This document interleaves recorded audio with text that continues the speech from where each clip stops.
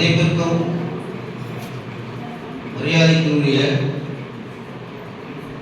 துணைவேந்தர் முனைவர் TV Christie அவர்களே, சிறப்பு விருந்தினர்களாக இங்கு வந்திருக்கக்கூடிய திருவாளர் சங்கு இ சங்கர நாராயணன் தொல்லியல் ஆய்வாளர் முதுகலை தமிழாசிரியர் அவர்களே, இசைமொழி ஒருங்கிணைப்பாளர் தமிழக பெண்கள் செயற்களம் அவர்களே, தமிழ் சார்ந்தோர் தமிழ் ஆர்வலர் இமயவரம்படையா அவர்களே,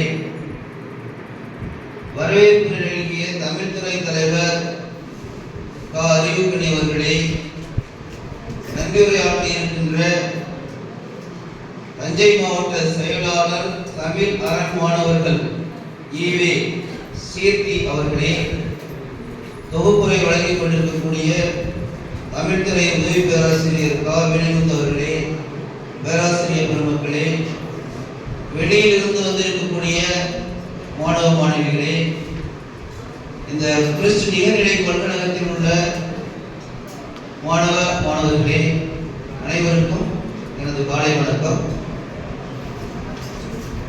இந்த நிகழ்வை ஏற்பாடு செய்த தமிழ் அரண் மாணவர்கள் மற்றும் கிறிஸ்து நிகர்நிலை பல்கலைக்கழக தமிழ்துறை இணைந்து நிகழ்த்தும் தஞ்சை மாவட்ட கல்லூரி மாணவர்களுக்கான தமிழர் வரலாற்றை பறைசாற்றும் கீழடி என்ற சிறப்பு கருத்தரங்கம் இங்கே நடைபெறவுள்ளது. இதற்கு இசை தந்த சிறப்பு விருந்தினர்கள், ஒருங்கிணைப்பாளர்கள் அனைவருக்கும் எமது நிகழ்நிலை பல்கலைக்கழகத்தை தேர்வு செய்தவைக்கு மனமார்ந்த நன்றியை பல்கலைக்கழகத்தின் சார்பாக தெரிவித்துக் கொள்கின்றேன். இவர்கள் எல்லாம் ஒரு தொண்டு உள்ளம் கொண்டவர்கள். பொது சேவை செய்ய வேண்டும் என்ற நோக்கத்திலே அகல் ஆராய்ச்சியை கையில் எடுத்துக்கொண்டு இது மாணவர்களுக்கு சேர வேண்டும் என்ற ஒரு நோக்கத்தோடு பல்வேறு கல்லூரிகளிலும் பல்கலைக்கழகங்களிலும் சென்று தமிழருடைய பண்பாட்டையும் நாகரிகத்தையும் வளர்க்கும் விதமாக இந்த தொண்டை செய்து கொண்டிருக்கக்கூடிய அவர்களுக்கு நம் சார்பாக ஒரு கரவொலியை எழுப்புவோம். ஏனெனில் அறிமுகமானவர்களுக்கு உதவுகிற போது நீ மனிதனாகிறாய், அறிமுகமானவர்களுக்கு உதவுகிற போது நீ மனிதனாகிறாய், அறிமுகம் ஆகாதவர்களுக்கு உதவும் போது நீ மனிதனாகிறாய்.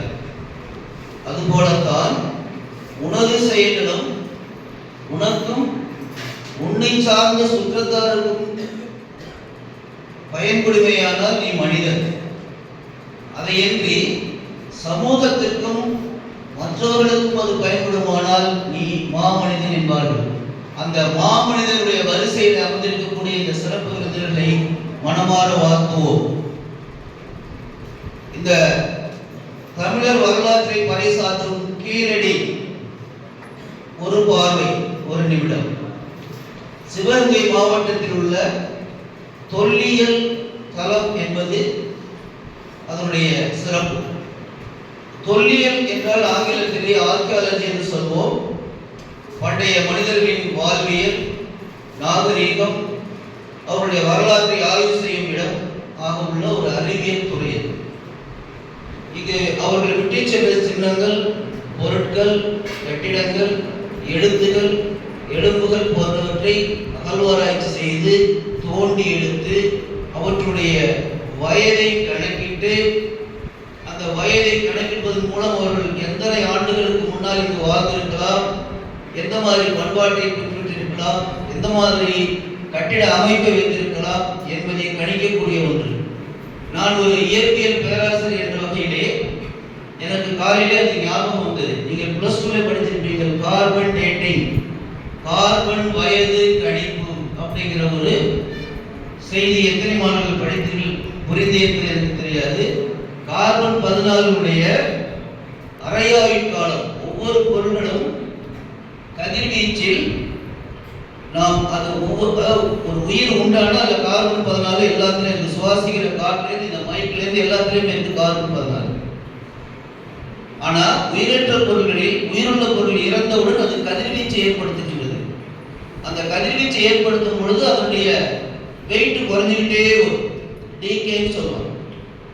அப்போ அது எவ்வளவு ஆரம்பத்தில் இருந்தது, இப்போ எவ்வளவு இருக்கு, அதனுடைய அரையாயுட்காலம் என்பது 5630 ஆண்டுகள். அது உதாரணமாக 2 கிராம் இருந்ததுன்னா அது 1 கிராம் ஆகிறதுக்கு கதிர்வீச்சு மூலமாக 5630 ஆண்டுகள் ஆகும்னு கணக்கிட்டிருக்கிறார். அந்த வகையிலே அது ஒரு ஃபார்முலா எனக்கு ஞாபகம் வந்து n = n0 e⁻ λt சொல்லுவாங்க. என்னங்கிறது இப்போ உள்ள வெயிட், n0 ஆரம்பத்தில் உள்ள காலமுடைய அளவு, லாம்டாங்கிறது ஒரு வருஷத்துக்கு எவ்வளவு குறையும், tங்கிறது டைம். இதை வச்சு அதனுடைய வயதை கணிப்பார்கள். இது ஒரு +2 இருந்து கார்பன் வயது கணிப்பு அரையாயுட்காலம் கார்பன் 14 என்பது எனக்கு தற்போது ஞாபகம் வந்தது. அதனை உங்களுடன் ஷேர் பண்ணி வருகின்றேன். அந்த வகையிலே ஒரு நாணயத்தை எடுத்தாலும், ஒரு மண்பாண்டத்தை எடுத்தாலும், ஒரு கட்டிடத்தை எடுத்தாலும் அது எத்தனை ஆண்டுகளுக்கு முன்னதாக உருவாக்கப்பட்டிருக்க வேண்டும் என்பதற்கு அந்த n = n0 e⁻ λt என்ற ஒரு ஃபார்முலாவை +2 லெவலில் கொடுத்திருக்கிறார்கள். அந்த ஆராய்ச்சி மூலமாக கிடைக்கவற்றைக் கொண்டு இவர்கள் எல்லோருக்கும் அதனை ஒரு பெரிய விமர்சையாக எல்லா இடத்திலும் விழிப்புணர்வை கொண்டு வருகின்ற ஒரு தொண்டூர்வலமாக இருக்கின்றார்கள். நான் கிட்டத்தட்ட எனக்கு 66 வயது ஆகுது. அந்த இன்னும் எனக்கு ஞாபகம் இருக்குது என்ன அப்படின்னாக்க, இந்த அம்மியெல்லாம் வந்து நீக்குவதற்காக என்ன கண்டுபிடிச்சாங்க, மிக்ஸி. ஆட்டுகள் எல்லாம் டயத்தை வேஸ்ட் பண்ணுறதுக்காக எழுதி வச்சுக்கிட்டீங்கலாம் கிரைண்டர் கண்டுபிடிச்சாங்க. இப்படி சொல்லிட்டே இருக்கலாமா, ஒன்று ஒன்றா கண்டுபிடிச்சாங்க. எதுக்காக? நேரத்தை நிச்சயப்படுத்துவதற்காக. 2 வீலர் டைம் பத்தல, 4 வீலர் டைம் பத்தல, லைட்டு டைம் பத்தல. அப்ப இந்த நேரத்தை நிச்சயப்படுத்துவதற்காக இவ்வளவு ரீப்ளேஸ் பண்ணி மனிதன் கண்டுபிடித்துக் கொண்டே இருக்கின்றார். அப்படி நிச்சயப்படுத்தப்பட்ட அந்த நேரங்கள் எல்லாம் பணத்தை நிறைய சேர்த்து ஒரு 15 வருஷமா ஒரே இடத்துல வச்சு தீக்குச்சி வச்சு கொளுத்திவிட்டா எப்படி இருக்கும் யோசிச்சு பாருங்க. எல்லா பணத்தையும் சேர்த்து 10 வருஷமா சேர்த்து ஒரு தீக்குச்சி வச்சு கொளுத்தி வச்சுன்னா என்ன ஆகும்? எவ்வளவு கொடுமை, எவ்வளவு மடத்தனம்.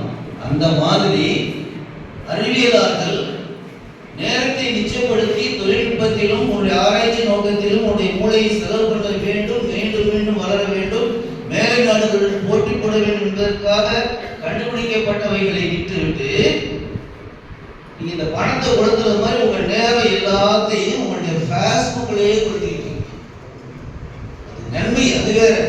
ஆனா நீங்க அதை எதுக்கு பயன்படுத்துறீங்க, எவ்வளவு நேரம் பயன்படுத்துறீங்க என்பதை புரிந்து கொண்டு அதை கொஞ்சம் அதிலிருந்து நீங்கள் வெளிவந்தால் நிச்சயமாக இந்த நாடு நல்ல நிலைமைக்கு வரும். தொண்டு உள்ளங்களை கொஞ்சம் நீங்களும் செலவு பண்ண வேண்டும். அதாவது நிறைய ஃபங்க்ஷன் நடத்திட்டு இருக்கோம். நான் பல முறை சொல்லியிருக்கேன், நீங்க ஒரு ஃபங்க்ஷனை நீங்க ஆர்கனைஸ் பண்ண எப்படி இருக்குன்னு தெரிஞ்சுங்க. ஃபர்ஸ்ட் ஒரு வந்து உட்காருங்க தயவு செய்து. நான் வந்து ரிக்வெஸ்ட் பண்றேன் நிறைய பேர் வந்து உட்காருங்க அப்படின்னு. It's too bad. we are the college, we are the university. அதாவது யாருமே சொல்லாமல் செய்பவர்கள் தான் பெரியவர், சொல்லி செய்பவர்கள் நீங்களே ஃபீல் பண்ணிக்கங்க. ஒரு ஸ்டேஜ்னாக்க நீ உங்களுக்கு வரணும், ஃபர்ஸ்ட் ரோல் நான் தான் உட்காருவேன் அப்படியே போயிட்டு கடைசியில் போய் உட்காந்து தம்பி எழுந்தின்னு சொல்லக்கூடாது. என்ன நான் வந்து பார்த்த போது எனக்கு நிகழ்ந்த நிகழ்வு இதை நம்ம ஆசிரியர்கள் மனத்தில் கொண்டு கொள்ளுங்கள். இறுதியாக உங்கள் பயணத்தின், அதாவது தொண்டு உள்ளங்கள் உங்களுக்காக சொல்கிறேன், உங்கள் பயணத்தின் அறிவுச்சுடர் உயரட்டும், அறியாமை விளக்கவும் பாடுபடுங்கள், ஆராய்ச்சி தொடர் முயற்சி தொடரட்டும், தமிழ் வாழ்வு சிறக்கட்டும். நன்றி.